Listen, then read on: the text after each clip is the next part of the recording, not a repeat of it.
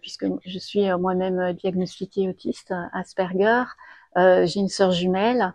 Après, il n'y a pas eu de road trip meurtrier dans la vraie vie, hein, bien sûr.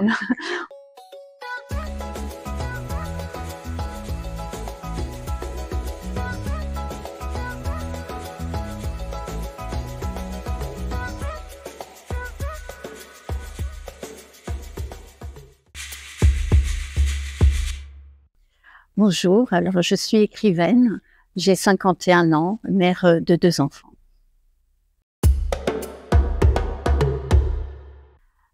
Chez moi, l'écriture est venue assez tôt, juste après la lecture. La lecture est venue très tôt aussi. Il faut savoir que j'étais une enfant très silencieuse, je ne parlais pas du tout. Enfin, je communiquais pas en tout cas avec les autres, et la lecture et puis l'écriture ont été ma porte et mon pont vers les autres. J'ai pas vraiment de routine d'écriture. J'écris quand j'ai le temps.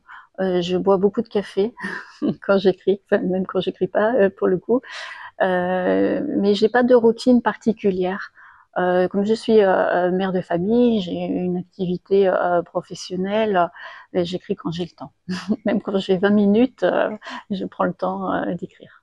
Alors j'aime les cafés, j'aime beaucoup écrire dans les cafés, ce qui peut paraître assez étrange puisque ce sont des lieux parfois assez bruyants, mais en fait quand j'écris, j'arrive à m'extraire du monde, et j'aime beaucoup l'ambiance des cafés. Donc quand je peux, j'écris dans les cafés. Ah non, sur ordinateur. J'ai beaucoup de difficultés à écrire à la main, j'ai des problèmes 10 on va dire, et l'écriture à la main est très très compliquée pour moi. Donc l'ordinateur a été une très belle invention à ce niveau-là pour moi. Ma source d'inspiration, c'est la vie quotidienne, la vie tout simplement.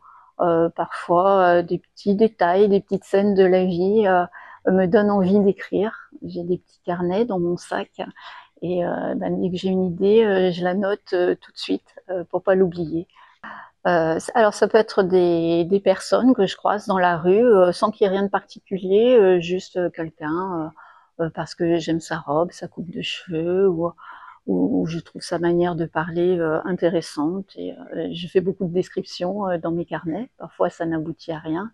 Je suis aussi inspirée beaucoup par mes rêves. Le matin quand je me réveille, je me dis ce rêve-là était intéressant, peut-être que je pourrais prendre quelques éléments pour écrire des choses. Alors, le dernier livre qui a été publié, c'est Vengeresse, l'histoire de jumelles autistes qui se vengent de la société. Donc, le point de départ, ça a été ma propre colère, puisque je suis moi-même diagnostiquée autiste, Asperger. J'ai une sœur jumelle. Après, il n'y a pas eu de road trip meurtrier dans la vraie vie, hein, bien sûr. On rôde un petit peu dans les romans, mais ça a été l'occasion aussi de dénoncer les discriminations, d'expulser aussi ma colère.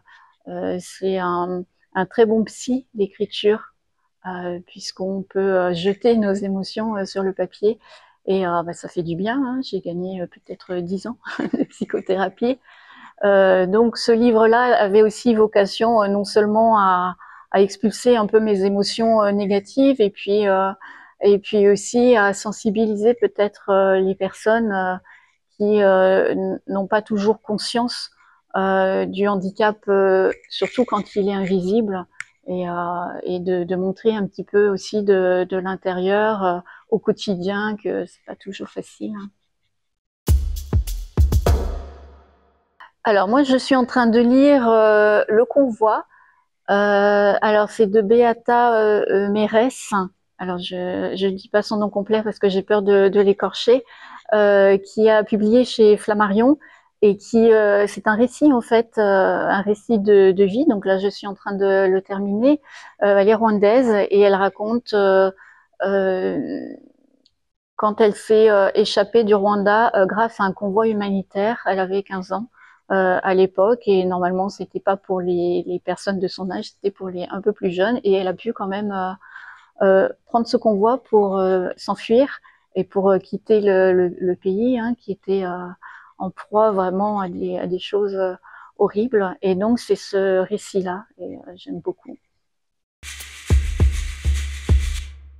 J'écris tout le temps en fait. Enfin, quand j'écris pas, je lis. Je lis beaucoup. Bon, après, j'ai mes activités professionnelles. Je passe aussi du temps avec ma famille, mes enfants. C'est important, hein, c'est du temps qui se rattrape pas. Mais je lis avec mes enfants. Parfois, j'écris aussi avec mes enfants. Voilà, mais il y a peu de temps que je consacre pas à la lecture ou à l'écriture. Ça fait vraiment partie de moi, comme certaines personnes, par exemple, ont besoin de faire du sport ou ce genre de choses. Moi, j'ai besoin d'écrire parce que je me sens pas très bien. Sinon, voilà, j'ai une espèce de manque. C'est un peu comme une drogue. Il y a plusieurs choses. Là, je viens de finir d'écrire un roman. J'écris aussi beaucoup de nouvelles. Après, je note, voilà, dans mes petits carnets, j'ai beaucoup de scènes de la vie que je note, donc c'est en quelque sorte un journal, même s'il y a des ruptures évidemment à l'intérieur. Donc après, je me limite pas. J'aime écrire, j'écris des choses assez différentes. J'ai écrit une pièce de théâtre, je travaille sur une BD, alors sans faire les illustrations, hein, mais sur le texte. Voilà, c'est selon mes envies et selon mes ressentis aussi. Flo van der Merch, qui est une autrice qui travaille notamment avec Fabienne Jonca, voilà, qui a un univers très particulier et qui a su, dans cette BD sur laquelle nous avons travaillé, qui est une BD de sensibilisation à l'autisme, qui a su apporter, je trouve, un côté très onirique à un sujet pas facile, hein. C'est difficile d'aborder le quotidien tout en restant parfois dans l'humour et parfois non. J'écrivais en fait, j'écrivais des petites scènes de mon quotidien. Alors au départ, c'était des scènes humoristiques. Et puis j'ai une amie qui me dit, bah, tu devrais peut-être en faire une BD, et qui m'a conseillé de regarder ce que faisait Flo van der Merch justement. Et j'ai été sur sa page et j'ai trouvé vraiment que c'était très bien et que c'est exactement elle qui me fallait. Et puis bah, je lui ai écrit. Et puis elle est sollicitée, c'est une très bonne professionnelle et elle me dit bah non, j'aurai pas le temps de travailler là-dessus, j'ai déjà beaucoup de travail. Envoyez-moi quand même vos petites histoires. Et puis bah, j'ai envoyé, elle m'a dit bon bah ok, on fait. Et puis on a eu l'honneur d'avoir une bourse d'aide à l'écriture et à l'illustration de la région pour mener ce projet à bien. Donc ça nous a aussi beaucoup aidé. Alors moi je suis pas du tout télévision ou cinéma, je n'aime que les films d'horreur. Alors peut-être quand même le film La vie est belle de Roberto Benigni, euh, qui, euh, qui est beau dans toute l'horreur de ce de ce qui est raconté. Il a ce côté, malgré l'horreur de la vie, on raconte des histoires, on essaye de faire en sorte que l'histoire soit plus belle que la vie réelle, et c'est quelque chose qui me parle beaucoup. Oh là, moi j'ai toute la série des Sceaux.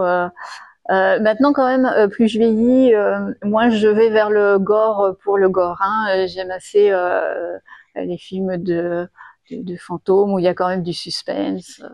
Voilà, je m'assagis un petit peu en vieillissant. Et puis là, j'ai eu l'honneur en fait de participer assez récemment à un court-métrage où j'ai joué le rôle d'une journaliste. Je suis une ancienne journaliste, donc je me suis dit que peut-être c'était pour moi un film qui a été fait par Farah Tagoli et Sandrine Molina et qui a obtenu et qui obtient toujours, hein, puisqu'il a plusieurs sélections, des prix dans des festivals du court-métrage.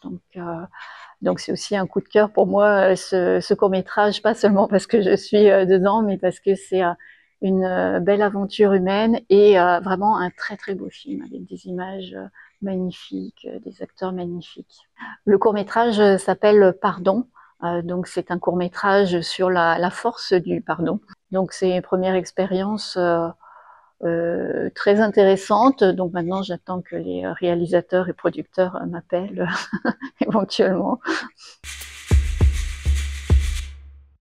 Moi, je suis très classique comme musique. J'aime beaucoup Ennio Morricone, notamment la musique, les cris, le cri, le vent. Pour ceux qui connaissent, c'est la musique, une des musiques qui fait partie du film Le Professionnel avec Belmondo. Euh, voilà, c'est vraiment une musique, depuis que je suis petite, hein, elle me bouleverse complètement, donc je l'écoute assez souvent. Oh, je saurais pas trop dire, en fait, c'est plutôt les émotions qu'elle provoque. Quand j'étais petite, en fait, elle a été reprise pour une pub. Alors, je sais pas si je peux dire le nom de la marque, hein, c'est Royal Canin. Je sais pas si vous avez vu cette pub avec le berger allemand qui court dans les champs et la musique passe et vraiment moi qui suis très très sensible aux émotions. Physiquement, j'arrivais même plus à me lever tellement j'étais obligée de m'allonger, j'avais des frissons sur tout le corps. C'est, je sais pas, peut-être que c'est trop de choses à la fois. J'ai même pas les mots pour ça parce que c'est trop d'émotions à la fois, de belles émotions, hein. Mais même quand j'étais petite, je me disais jamais aucune musique n'atteindra un tel niveau de perfection pour moi. Et jusqu'à présent, j'ai pas trouvé. Alors je sais pas si c'est parce que je suis autiste ou pas, mais c'est vrai que j'entendais la musique, j'allais me mettre à plat ventre dans ma chambre. Alors je sais pas si les gens normaux font ça, mais voilà. Moi j'aime beaucoup Maya Kamati. Euh, voilà, il y a Sibou Manaï aussi, qui a une voix formidable. Voilà, ouais, il y a Gilbert Pugnat aussi. Je suis sûre que je vais en oublier. Il y en a beaucoup voilà, qui me bouleversent aussi. Un secret, moi je suis très secrète. Est-ce que j'ai encore des choses à cacher? Pendant très longtemps, j'ai caché le fait d'être autiste, puisque j'ai été diagnostiquée il y a très longtemps, hein, le premier diagnostic d'autisme. Hein, avant, on diagnostiquait qu'il y avait quelque chose qui allait pas, entre guillemets. Ça date d'il y a 25 ans, hein, donc ça fait assez longtemps. Donc ça a été mon plus gros secret. Un secret qui a été très très lourd à porter par moment et que j'ai révélé en 2020. Voilà, donc ça, c'est assez récent. Après, est-ce que j'aurais des petits secrets inavouables? Non, je pense qu'ils sont trop inavouables pour les dire. Là, je réfléchis à des petits secrets pas trop inavouables, mais là, comme ça me vient pas tout de suite. C'est une question qu'on me pose actuellement, hein, qu'on me pose beaucoup, mais longtemps quand même, j'ai attendu qu'on me pose cette simple question, comment te sens-tu? Euh, voilà, c'est pas toujours évident quand on a un handicap invisible et quand on a l'habitude de masquer ses propres émotions. Souvent, les gens qui ne sont pas très en lien avec le handicap, et ce qui est normal, hein, ne sont peut-être pas très attentionnés envers ça. Et c'est vrai que c'est une question que j'ai beaucoup attendue parce que j'étais pas forcément toujours bien, euh, ou mentalement ou physiquement. Il y a des choses qui sont très difficiles pour moi, que ce soit au niveau du bruit, des odeurs, etc. Et c'est vrai que c'est une question que j'ai plaisir à entendre maintenant, parce qu'on me la pose de plus en plus. C'est si je suis bien là maintenant, à l'instant précis. Et je pense que c'est une question qui est importante pour tout le monde. Là, très bien, ça va.